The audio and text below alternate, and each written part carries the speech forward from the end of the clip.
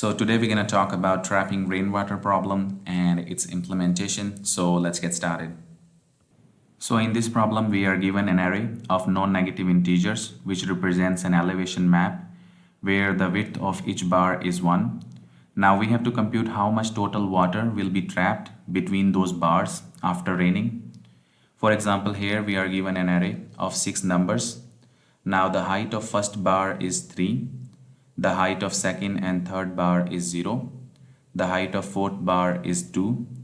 And the height of fifth bar is 0. And the height of sixth bar is 4. If we visualize this array, it will look like this. So the height of first bar is 3.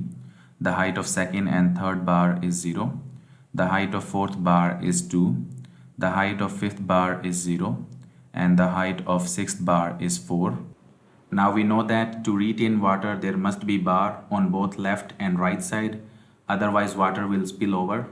Now let's calculate how much total water will be retained. For first bar there will be no water retained above first bar because there is no bar on the left side of first bar. So water will spill over. So the water stored above first bar will be 0 units. For second bar which have height of 0, the water retained above second bar will be 3 units. Similarly for third bar which also have height of 0, the water retained above third bar will be 3 units. For fourth bar which have height of 2, the water retained above fourth bar will be 1 unit. Now for fifth bar which have height of 0, the water retained above fifth bar will be 3 units. For sixth bar which have height of 4, there will be no water retained above sixth bar because it will spill over. So the water retained above sixth bar will be 0 unit. So the total water that will be trapped will be equal to 0 plus 3 plus 3 plus 1 plus 3 plus 0, which will sum up to 10 units. Now there are some important things to note about this problem. To calculate the water retained above ith bar, we need to know the height of the tallest bar on the left side of ith bar, and we also need to know the height of the tallest bar on the right side of ith bar. After calculating the maximum height on the left side and maximum height on the right side, we will take the minimum out of those two values. If the minimum height is greater than height of ith bar, the water retained above ith bar will be equal to minimum height minus height of ith bar. Otherwise, if the minimum height is not greater than height of ith bar, the water retained above ith bar will be 0. For example, for first bar which have height of 3, now there is no bar on the left side, so the height of tallest bar on the left side is 0 and height of tallest bar on the right side is 4. Now the minimum from 0 and 4 is 0. Since 0 is not greater than 3, which is height of this bar, the water retained above first bar will be 0 unit. Similarly for last bar which have height of 4, the height of tallest bar on the left side is 3. Now since this is last bar and there is no bar on the right side, the height of tallest bar on the right side is 0. Now minimum from 3 and 0 is 0. Now since 0 is not greater than 4, which is height of this bar, the water retained above this bar will be 0 unit. Now for these 3 bars which have height of 0, the height of tallest bar on the left side is 3 and the height of tallest bar on the right side is 4. Now minimum from 3 and 4 is 3. Since 3 is greater than 0, which is height of these bars, the water retained above these bars will be 3 minus 0, which is 3 units. So 3 units of water will be retained above this bar, and 3 units of water will be retained above this bar, and 3 units of water will be retained above this bar. For this bar which have height of 2, the height of tallest bar on the left side is 3 and the height of tallest bar on the right side is 4. Now minimum from 3 and 4 is 3. Now since the minimum height which is 3, which is greater than height of this bar which is 2, so the water retained above this bar will be 3 minus 2, which is 1 unit. So let's see the approach. We will take an array called left, which will store the height of tallest bar at the left of ith bar, and similarly we will also take an array called right, which will store the height of tallest bar at the right of ith bar. Once we have the values filled in left and right array, we are ready to calculate the water above ith bar. So we will calculate the minimum value between left and right values of ith bar. So minimum height will be equal to math.min of left of I and right of I. So water above ith bar will be equal to min height minus array I if min height is greater than array I. Otherwise, if min height is not greater than array I, it will be 0. Here array I is the height of ith bar. Now let's solve this example step by step. So here we are given an array of 6 non-negative integers. So first we will calculate the tallest bar on the left side for each bar. For first bar there is no bar on the left side. So for first bar which have height of 3, the tallest bar on the left side will be 0. For all other bars, the tallest bar on the left side is this one which have height of 3. So all other entries in the left array will be 3.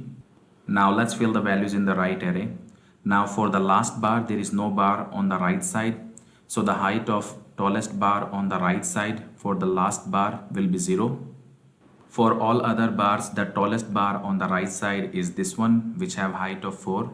So all other entries will be 4. Now let's take the minimum value from respective left and right value. So minimum between 0 and 4 is 0. Minimum between 3 and 4 is 3. Similarly for these three cases, minimum will be 3. And finally, minimum between 3 and 0 is 0. So water above first bar will be 0 because min height is not greater than the height of first bar. Water above second bar will be 3 unit because min height is greater than the height of second bar. So water above second bar will be 3 minus 0, which is 3 units. Similarly, water above third bar will be 3 units. Water above fourth bar will be 1 unit because min height is greater than the height of bar, which is 2. So 3 minus 2, which is 1. Water above fifth bar will be 3 unit because min height is greater than height of bar, which is 0. So 3 minus 0, which is 3. Water above sixth bar will be 0 because min height is 0, which is less than the height of bar, which is 4. So water above sixth bar will be 0. After summing all the numbers, we will get the total water that will be retained. So in this case, it will be 10 units. Now let's see another example. So in this case, we have an array of 14 integers. So let's calculate how much total water will be retained in this case. There will be 0 units of water above first and second bar. There will be 8 units of water retained above third bar, and similarly there will be 8 units of water retained above fourth bar. Fifth bar will have 3 units of water retained above it. Sixth bar will have 8 units of water retained above it, and similarly seventh bar will have 8 units of water retained above it. This bar will have 0 units of water retained above it. This bar will have 3 units of water retained above it, and similarly this bar will have 3 units of water retained above it. This bar will have 2 units of water retained above it, and similarly this bar will also have 2 units of water retained above it. This bar will have 3 units of water retained above it, and finally this bar will have 0 unit of water retained above it. Now if we sum all these numbers, the total water that will be retained will be 48 units. Now let's see the implementation. So we have a water class, and in the main method we have an input array, and then we call the water area function passing the input array. This function will return the total water that can be trapped. In water area function, we first check whether array is empty. If array is empty, we return 0. Then we create left array which will store the height of tallest bar to the left of ith bar, and similarly we create right array which will store the height of tallest bar to the right of ith bar. Now size of both left and right array will be equal to length of input array. Next we fill the values in the left array. Now for first bar there will be no bar on the left side, so first value in the left array will be 0. Now initially we are setting left max equal to first value in the input array.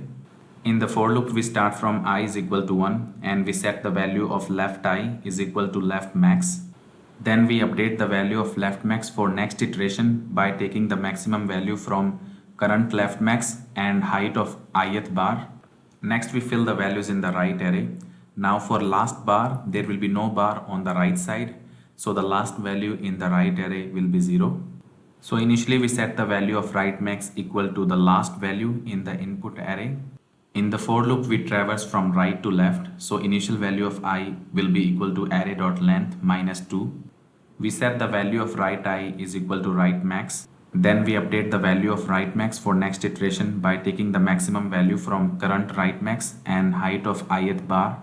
Once we have the values filled in left and right array, in the for loop, we calculate the minimum from left and right value.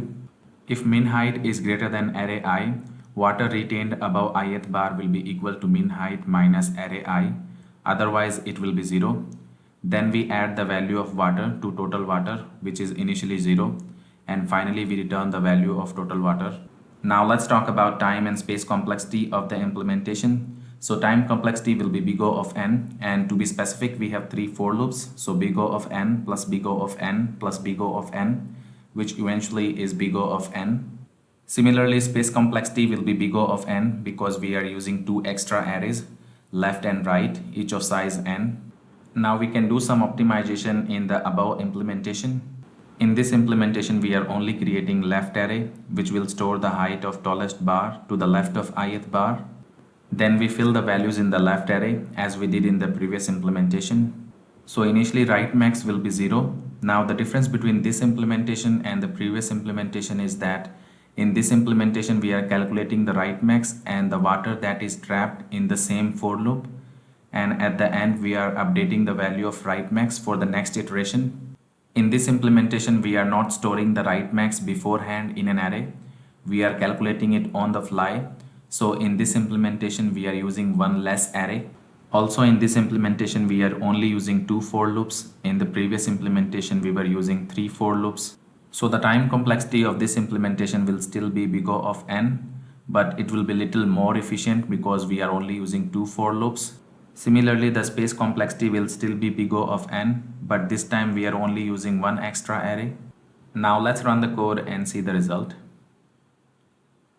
So total water that can be trapped is 10 units for this input.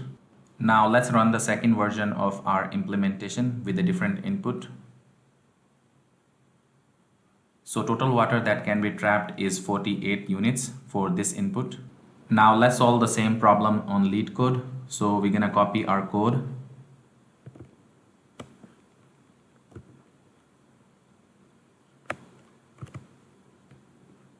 And paste it inside this method. We're gonna run the code. And submit it.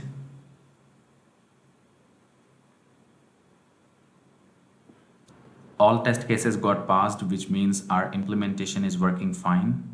Now you can get the code from here.